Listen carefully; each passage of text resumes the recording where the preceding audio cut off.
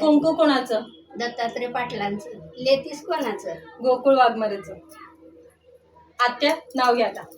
अगोदर ओटी भरू दे, नंतर नाव घेते. बघा मंडळी, हा असा वाण दिला जातो दुसऱ्या दिवशी किंक्रातीच्या दिवशी.